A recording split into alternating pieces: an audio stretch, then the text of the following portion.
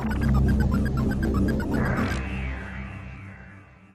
and welcome to day 2 here at Mobile World Congress in Barcelona. I'm Ree Morgan. And I'm Chris Smith. And we're here for T3.com, where we've been checking out new phones from the likes of HTC, Sagem and Puma, and a little nugget of an exclusive from Motorola. But we'll come back to that, because first off, let's head to HTC, where they launched 3 new phones: the HTC Desire, the HTC Legend, and the HTC HD Mini. First up, we've got the Android phones.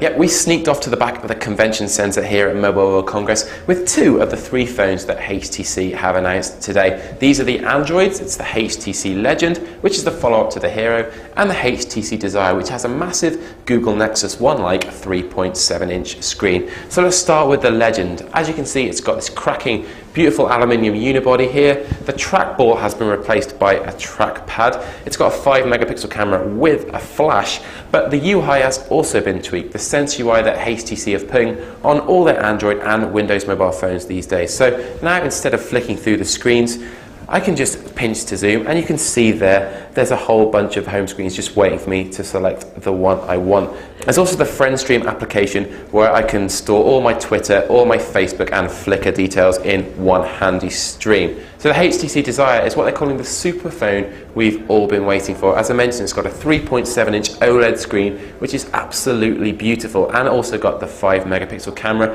with all of the Sense UI tweaks that I mentioned on the Legend. Now, the good news is both of these phones are going to be out very soon in April across all networks. So if you've got an upgrade coming soon, we'd recommend either of these, the HTC Legend or the HTC Desire. So once again, HTC have blown our minds with 2 fantastic new additions to its Android portfolio. But it wasn't just Android today. What else did we see, Ree? No, we also saw a Windows phone from HTC. Unfortunately, it wasn't Windows Mobile Series 7, but it was the HTC HD Mini running Windows 6.5.3. So while Chris has been fondling the Android HTC offerings, I've got this, the HTC HD Mini running Windows Mobile 6.5.3, and it is basically a smaller version of the HTC HD2. So you've got this HTC Sense UI letting you choose your widgets from the scrolling menu down here. As you can see, the screen's smaller. It's now 3.2 inches compared to the HD2's mammoth 4 inches. It's got a 5-megapixel camera. Fortunately, there's no flash, and like the Androids, it's going to be available in April across all networks. This is the HTC HD Mini. So what did you reckon to the HD Mini, Ree? Mixed feelings about the HD Mini. I am a fully fledged Android fan. I love Android, and I really like the way that the HTC Sense UI works on the Android phone. And it doesn't really feel like it works as well on Windows Mobile. So mixed bag. I've got mixed feelings about it, but there was bigger news afoot. You managed to bag yourself an exclusive over at the Motorola stand. Yeah, I headed to a roundtable event at the event this afternoon. Not usually the type of things that garner any excitement or any big stories, but the Motorola VP who was hosting the event had in her hands a Motorola Devour. Now, this phone was only just announced during the Super Bowl a couple of weeks ago, when Megan Fox was the last person to pour it in a steamy bath. I was the next one, so let's have a look at the video.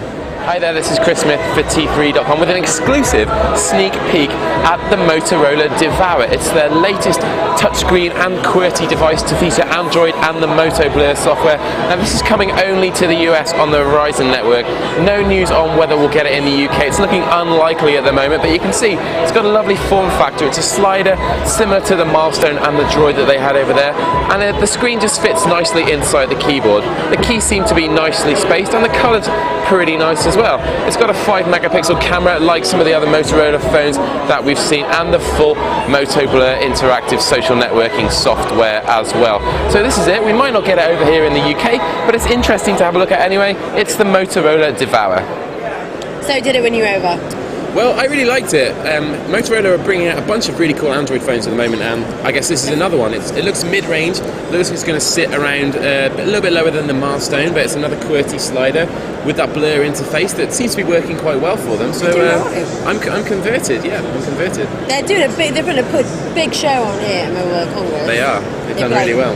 Bringing out the big guns, but I went to like a smaller phone next, where I went to check out the Sagem partnership with Puma. It's the first Puma, and we also got an exclusive there because it's going to be the first of many, but this is the first one, so here's the video and check it out. Yes, I'm here on the Sagem stand with the Puma phone.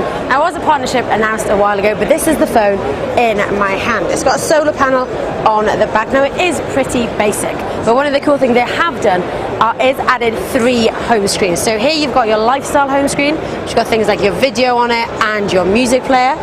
Skip along one, and finally get to your favorite home screen where you can drag and drop widgets. And then finally you've got, obviously as it is a Puma phone, your sport screen. Another thing they've added, which is pretty quirky, is they've given you a little friend called Dylan, which is a Puma that lives on your phone. And you can stroke him, take him for a walk, let him sleep. It is pretty quirky, but it's fun to have around. This is it. It is the Sagem Puma phone. So Puma and phones, really? It felt like a bit of a chavvy designer phone, like similar to what Samsung did with Adidas. It is very, very basic, but if there are some Puma fanboys out there, then I'm sure they're going to love it. But after that, I went over to Acer, where I checked out their first phone running Android 2.1 Eclair. So here it is. It's Acer Liquid E.